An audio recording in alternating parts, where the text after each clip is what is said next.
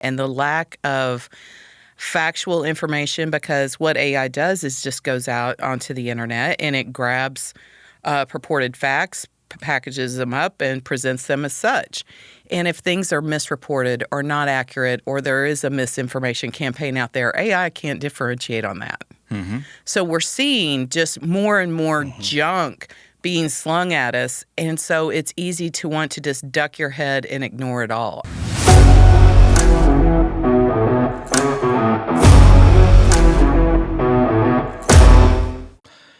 It's safe to say it's getting more and more difficult to know who to trust when it comes to information these days, especially if you spend any time online, especially on social media. You probably know someone who's been duped by misinformation or even disinformation.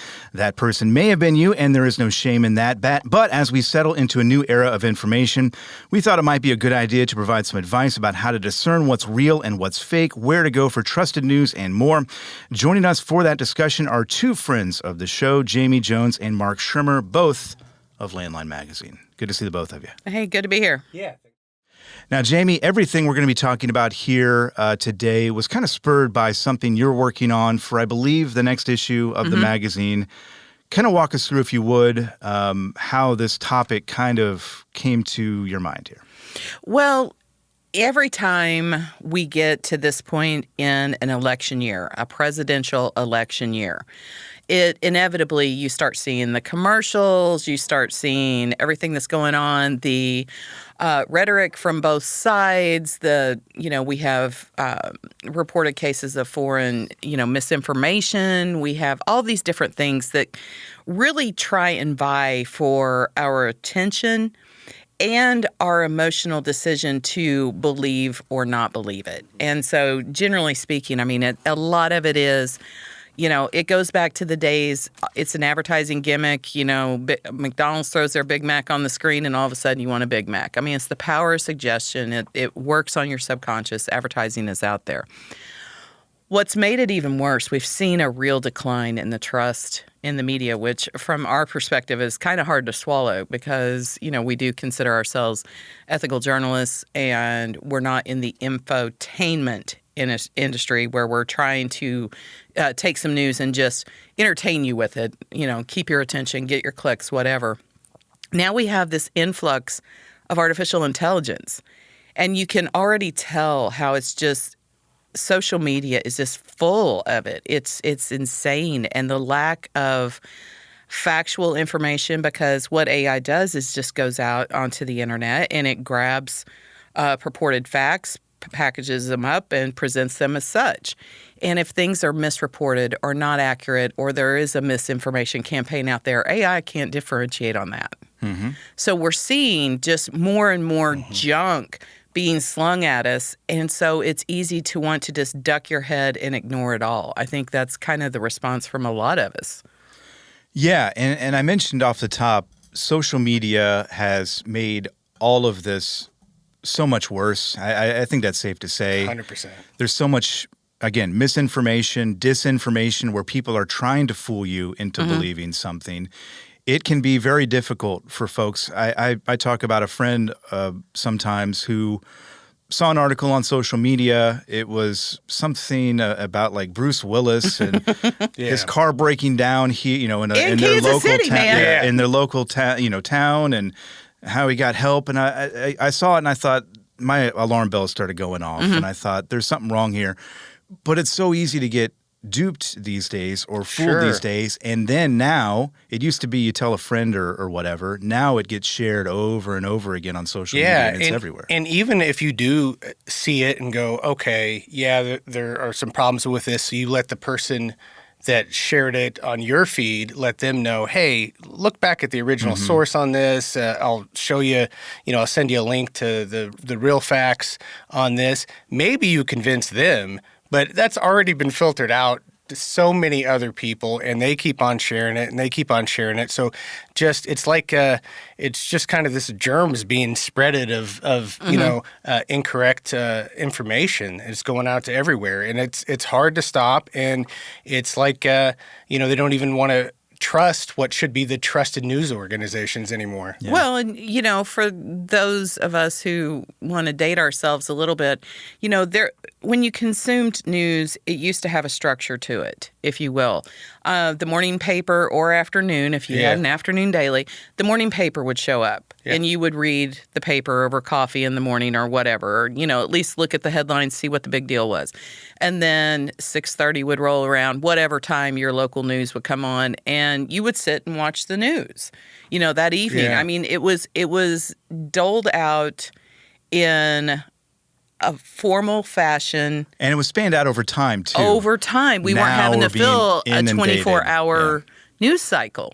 So it was easy just to have the top 5-6 stories that need discussed, and that's what's going on, and that's all that's interesting. But now it's just everything's vying for your attention. Yeah. So they're stooping to AI and purporting, re-reporting things that aren't exactly true. Yeah, and that's the other part of it. So that spread out over time, but it also took them time to figure out ratings and that type of situation. Now they instantly know that this is getting clicks, this is getting views, so they're going to keep on going at that because at the end of the day, that's where the money's at for all of these types of channels. And it's a race to be first, too. You see a lot of that as well. Yeah. We're what I always say. Working at a small town newspaper when I started out, if breaking news happened at 9 a.m, we had all day to get the story correct before whatever we put into the paper that would go into the next morning. Now it's if it happened at 9 o'clock, you better have a story at 9:10. Yeah. And but when you're reporting, you find out, you get led one way and then you go, oh, okay, that's not correct. You get and then you take all those facts and you put it together. Now what happens is even the ones that are trying to do it right, they're putting that story out 9-10 a.m.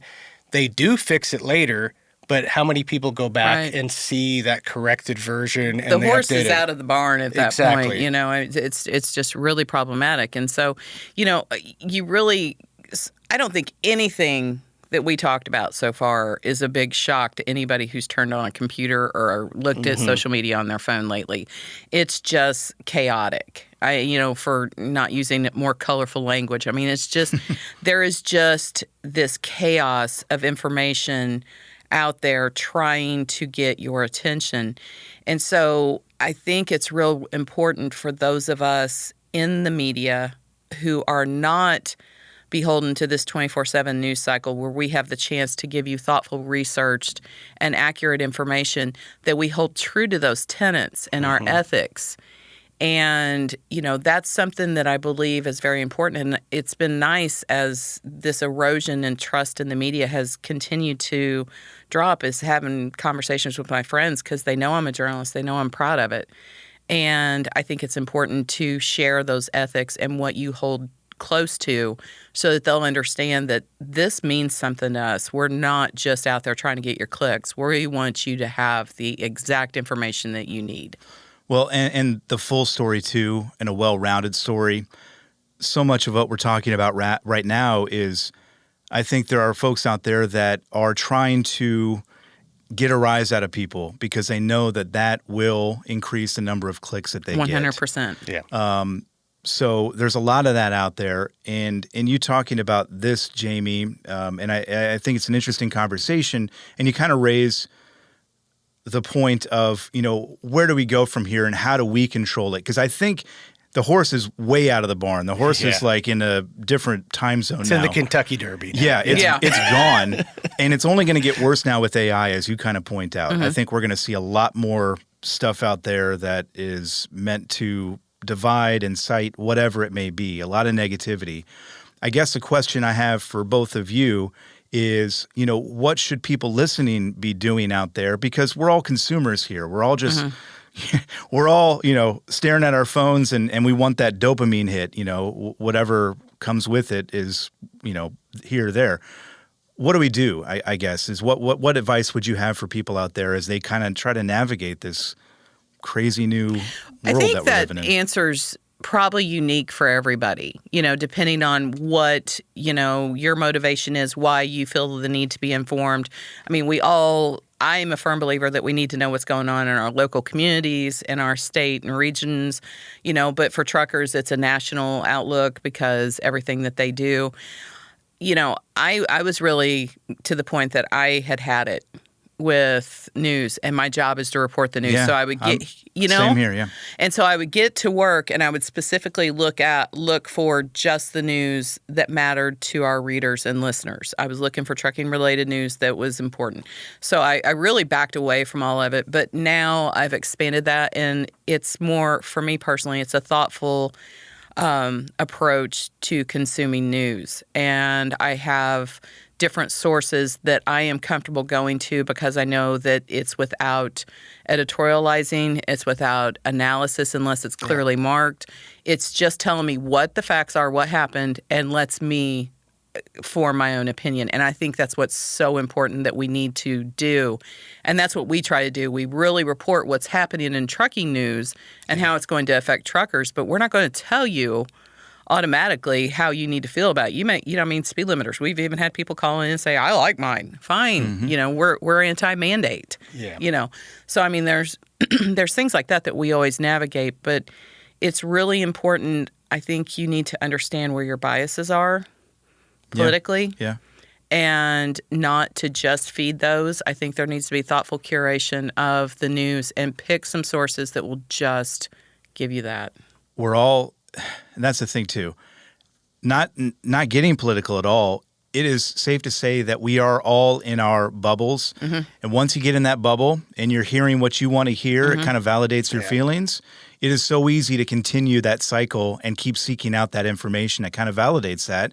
It is important. It's difficult, but it's important to kind of maybe try to look at other sides and don't react before you post. Don't post before you think about it, I think, as well, too. Right. Is another thing. It all comes down to if your frame of reference is what you see on social media, then my life is full of cats and Chiefs football, and that's it.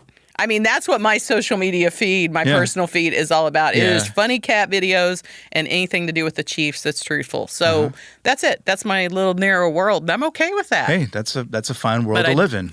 I think so. I think that's good. But seriously, I mean, you can tighten it down to the point that you're only seeing things that interest you, and that's not always a good approach, especially when you're talking about current events, legislation, regulation, those things. If you want to do cats and Chiefs, that's fine. Right. I'm talking that's about my kind entertainment. of the other stuff, that can be a little more, makes you want to just kind of jump out of your skin sometimes. Mark, you wanted to say something. Yeah. So I think, when we look at this, we write about things that advocate for truckers' rights. Mm-hmm. And one of the things that I think that shows that we are an objective news source is that sometimes those bills that are positive for truckers are coming from Democrats. Mm-hmm. Sometimes they're from Republicans. Mm-hmm. Sometimes really bad ones are coming from Democrats. Sometimes really bad ones are coming from Republicans.